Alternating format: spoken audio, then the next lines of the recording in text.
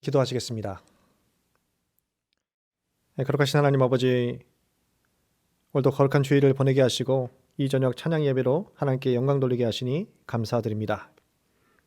하나님의 진리의 말씀을 믿고 순종하는 믿음의 성도들이 되게 하셔서 하늘의 신령한 은사와 능력을 삶 속에서 경험하며 믿음으로 승리하는 귀한 복된 권속들 될 수 있도록 인도하여 주시옵소서. 우리 주님께서 친히 임재하셔서 모든 열방 가운데 퍼져 있는 코로나 사태의 종식을 허락해 주시옵소서. 하나님의 은혜와 도우심이 이 지구촌 가운데 필요합니다. 하나님 역사하여 주시옵소서. 우리는 홍해 작전 기간을 보내고 있습니다. 우리 개인과 가정과 교회와 국가 앞에 놓인 홍해가 하나님의 능력과 하나님의 이적으로 갈라질 수 있도록 인도하시고 하나님 앞에 더 가까이 나갈 수 있는 우리 귀한 믿음의 성도들 될 수 있도록 하나님께서 함께 동행하여 주시옵소서. 우리를 구원하신 예수 그리스도의 이름으로 기도드립니다. 아멘. 오늘의 말씀은 창세기 16장 15절에서부터 17장 8절까지의 말씀입니다. 이 말씀의 제목은 아블라함이라 하리니라는 제목입니다. 지난 시간 말씀에서 여호와의 사자를 만났던 하갈은 그 명령에 즉각 순종하여 아브라함에게로 돌아갔던 것 같습니다. 오늘 본문에 의하면 그 아들을 출산하고 아브라함이 그 아들을 이스마엘로 지었기 때문입니다. 하갈은 아브라함에게 여호와의 사자를 만난 사실과 그 내용을 소상히 밝혔고 아브라함도 이를 하나님의 명령으로 또 하나님의 섭리하심으로 받아들였던 것 같습니다. 하나님의 언약을 어기고 여종 하갈을 취하여 자녀를 얻겠다라는 사라의 인간적인 생각과 계획으로 시작되었던 아브라함 가문의 분쟁은 하나님의 개입하심으로 극적으로 해결을 받게 됩니다. 여호와 하나님께서는 믿음의 성도들의 삶 가운데 개입하시며 분쟁을 종식시켜 주실 뿐만 아니라 삶의 근본적인 문제를 해결해 주시고 참된 평안과 안식을 주실 수 있는 분이다라는 것을 명백하게 확인할 수 있습니다. 이 하나님이 서울교회에도 참된 평안과 안식을 허락해 주실 것임을 믿습니다. 오늘 시대를 살아가는 믿음의 성도인 우리 역시 하나님과 동행하며 하나님의 은혜 가운데 삶을 살아간다라면 그 하나님의 전적인 은혜와 인도하신 가운데 참된 평화를 전하는 피스메이커로서의 역할을 감당하게 될 것입니다. 창세기 16장 15절과 16절의 말씀에서 하갈이 아브라함의 아들을 낳고 아브라함은 그 이름을 이스마엘이라고 부르고 있습니다. 그때 아브라함의 나이가 기록되기를 86세였다라고 그 나이를 정확하게 기록하고 있습니다. 창세기 17장 1절의 말씀입니다. 아브라함이 99세 때 여호와께서 아브라함에게 나타나서 그에게 이르시되 나는 전능한 하나님이라 너는 내 앞에서 행하여 완전하라.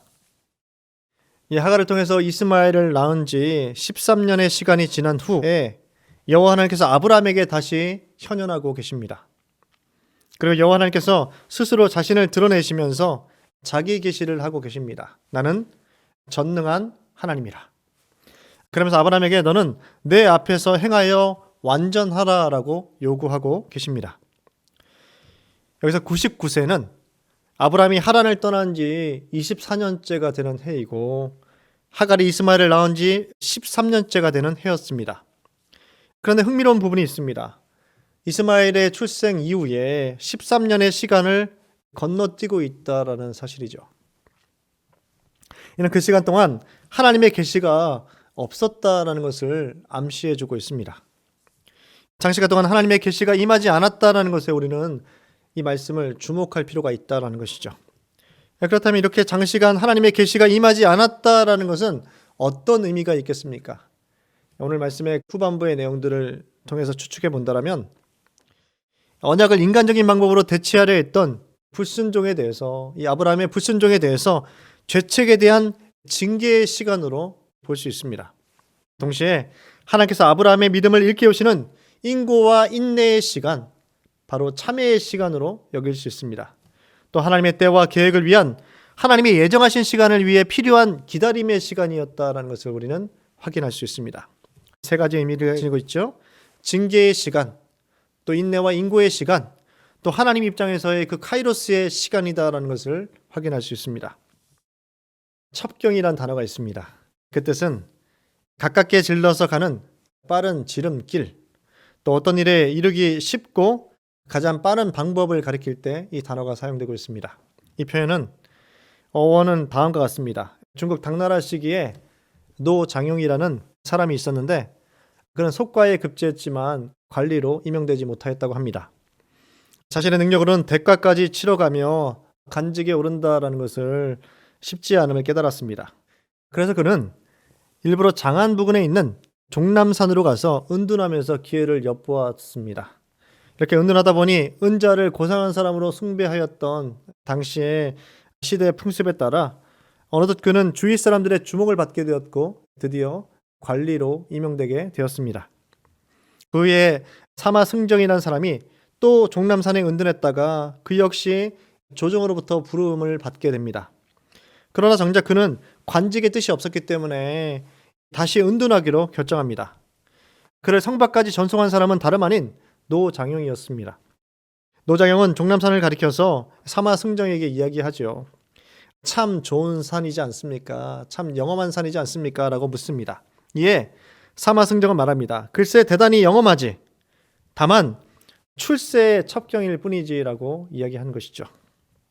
사마승정은 자기 출세를 위해서 정도의 길을 버리고 꼼수를 부린 지름길과 또 빠른 길을 선택했던 노장용의 꼼수를 비꼬아 말아야 했던 것이죠.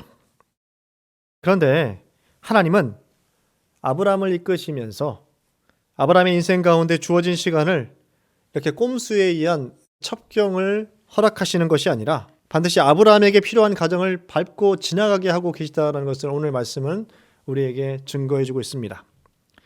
쉽게 건너뛰지 않고 모른 척하지 않으시고 아브라함에게 인내와 인고의 시간과 건진과 징기의 시간을 분명하게 허락하고 계십니다. 믿음의 성장과 성숙을 위한 과정 중에서 반드시 통과해야 되는 시간이 있다라는 것이죠. 로마서 5장 3절과 4절의 말씀입니다. 다만 이뿐 아니라 우리가 환난 중에도 즐거워하나니 이는 환난은 인내를, 인내는 연단을, 연단은 소망을 이루는 줄 알미로다. 이 말씀 바로 전에 사도 바울은 예수 그리스도로 말미암아 하나님과 화평을 누린 자들은 믿음으로 은혜에 들어가게 되었으며 하나님의 영광을 바라고 즐거워하는 존재로 신분의 변화를 얻게 되었다라고 이야기합니다. 그러면서 이뿐 아니라 또 다른 우리가 인내와 고난과 아픔의 시간들이 존재한다라고 밝히고 있습니다. 그리스도께서 우리를 위해서 걸어가신 길은 고난과 죽음으로써 하나님의 사랑을 확증해주는 길을 걸어가셨기 때문에 믿음의 자녀들인 우리에게 참된 소망에 이르기 위한 과정이 존재한다라고 사도 바울은 밝히고 있는 것이죠. 예수님이 걸어가신 길과 같이 환난과 인내와 연단의 과정 또한 우리에게 있을 수 있다라고 전하고 있습니다. 우리 입장에선 당장 불편하고 피하고 싶고 대단히 지루한 힘에 겨운 인내와 인고의 시간이지만 신앙의 성장과 존재됨의 완성에 이르기 위해서 반드시 이러한 과정이 통과되어야 함을 전해주고 있습니다. 오늘 본문의 말씀으로 돌아와서 아브라함은 참된 소망을 얻기 위해서 환난과 인내와 연단의 과정을 밟고 있는 것입니다. 하나님께서 외면하지 않으시고 이것이 반드시 필요한 시간이 존재한다라는 것을 말씀해주고 있는 것이죠. 창세기 17장 1절의 말씀에서 여호와께서 아브라함에게 나타나서 라는 표현이 있습니다. 직역하면 그리고 그는 자신을 보여주다라는 의미입니다. 그는 바로 하나님이시죠. 이는 직접 보고 경험하며 숙고하여 깨달아 아는 인격적인 알을 가리키는 것입니다.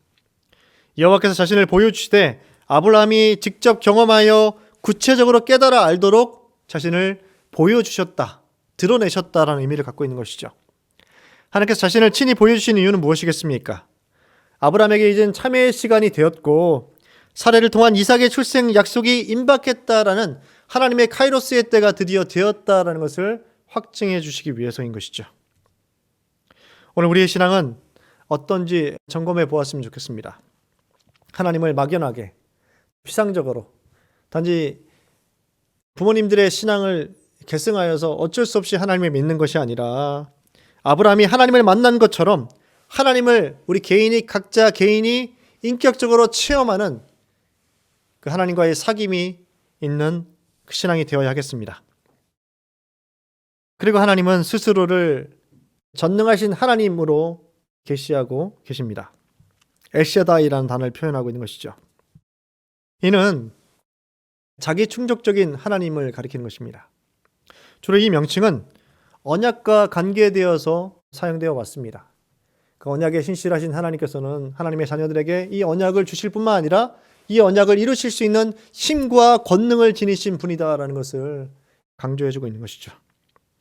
이렇게 하나님은 자기 충족적이신 분으로 언약을 주시고 이것을 성취하시는 분임을 분명하게 이 이름 가운데 자신을 드러내고 계십니다. 그러면서 아브라함에게 요구하시죠. 내 앞에서 행하여 완전하라.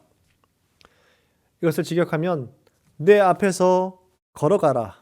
할라크라는 단어를 쓰고 있습니다. 그러니까 코람데오의 정신으로 하나님의 말씀에 근거한 대로 삶을 살아가야 한다라고 주장하고 계신 것이죠. 그동안 하나님께서 아브라함에게 나타나지 않으셨고 보이지 않으셨던 이유를 여기서 설명하고 있습니다. 하나님의 언약과 말씀을 저버리고 인간적인 방법을 사용해서 언약을 대체하려 했던 우를 또다시 범하지 말고 이제 하나님의 언약과 말씀에 근거한 바른 길을 걸어가도록 제시하고 계신 것이죠. 물론 여기서 완전하라라는 이 단어는 타락한 인간이 도저히 이룰 수 없는 길입니다.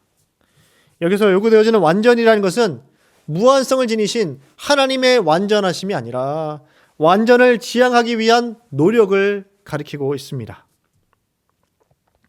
이렇게 하나님의 음성이 들려옵니다. 아브라함이 여호와 하나님 앞에서 엎드렸다라고 말씀은 기록하고 있습니다. 여호와께서 언약에 대한 말씀을 다시 재확증해 주고 계십니다. 여기서 하나님 앞에 엎드렸다라는 것은 아브라함이 하나님 앞에 회개를 드렸다는 것이죠. 하나님의 부재로 인해서 힘든 나날들을 살아왔던 아브라함에게 다시 하나님의 음성이 들려지게 되자 얼마나 아브라함의 마음에 감동과 기쁨이 넘쳤겠습니까? 동시에 지난 날에 대한 후회와 반성이 교차하는 시간이 되었을 것입니다. 창세기 17장 4절의 말씀입니다. 보라, 내 언약이 너와 함께 있으니 너는 여러 민족의 아버지가 될지라. 여기서 사용되어지는 언약은 과거에 있어왔던 이 언약을 또다시 반복하는 언약이 아니라 구체적인 실현을 강조하는 표현이 쓰여지고 있습니다. 아브라함의 계명시에 또 할례를 요구했을 때, 이삭의 출생에 대한 약속을 하셨을 때, 이스마엘의 번성을 약속하셨을 때 바로 구체적인 언약의 내용을 포괄할 때 이 언약이란 단어가 쓰였습니다. 즉 하나님께서는 언약을 당신이 사랑하는 자녀에게 주시고 그것을 점진적으로 성취해 가시는 것을 강조할 때 이 표현이 쓰이고 있는 것이죠. 그러면서 아브라함의 이름을 아불라함이라고 개명하도록 하나님은 요구하십니다. 창세기 17장 5절의 말씀입니다. 이제후로는 내 이름을 아브람이라 하지 아니하고 아불라함이라 하리니 이는 내가 너를 여러 민족의 아버지가 되게 함이니라. 이제후로는 아브람이라 하지 아니하고 아불라함이라 하리니 이렇게 말씀하고 있죠.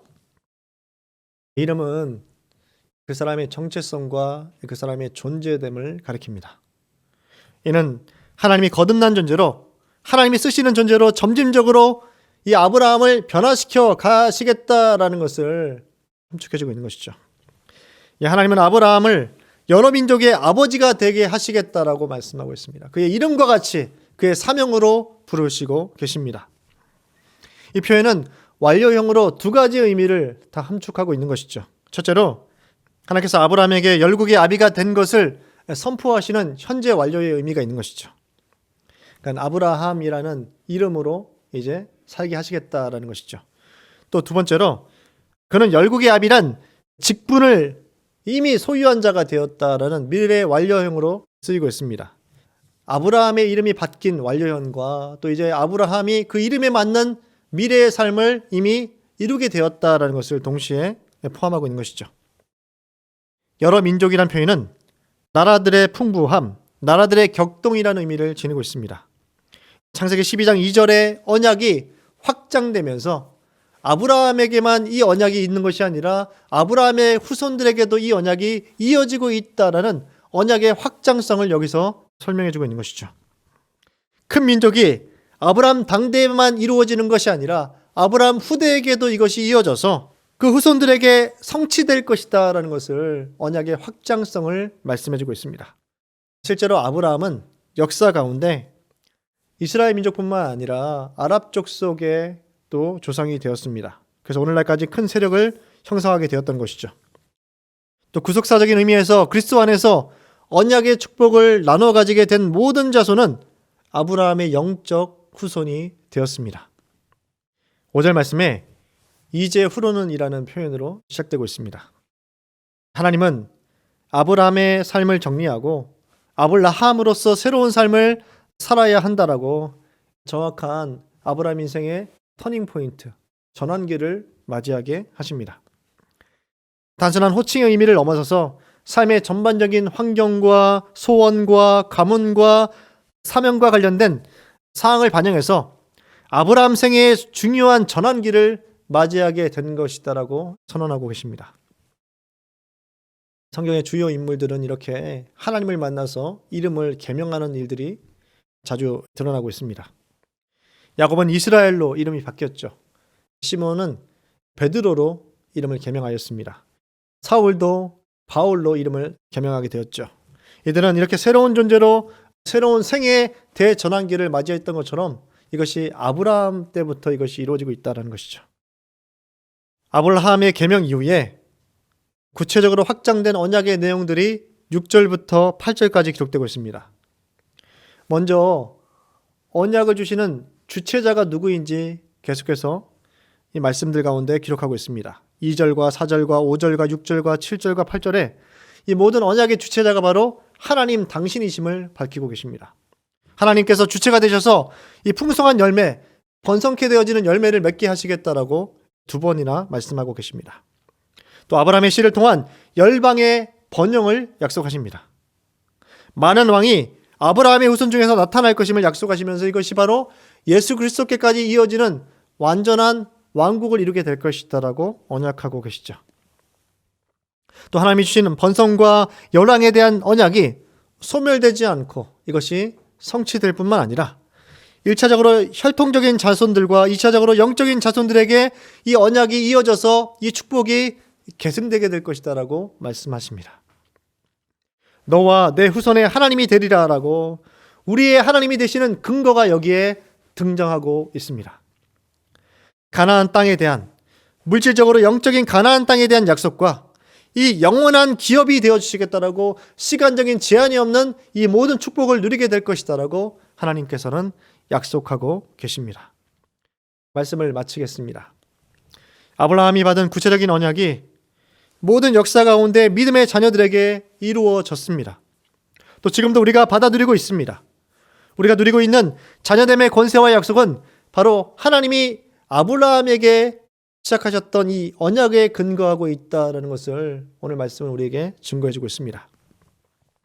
하나님의 언약과 약속의 성취에 감사하시고 또 우리에게 주어진 믿음의 자녀된 신분이 얼마나 영광스러운 것인지를 깨달으셔서 하나님께 무한 감사를 드리시고 또 우리의 미래를 주님의 손에 맡겨드리는 이 복된 한 날을 보내시기를 간절히 축원합니다.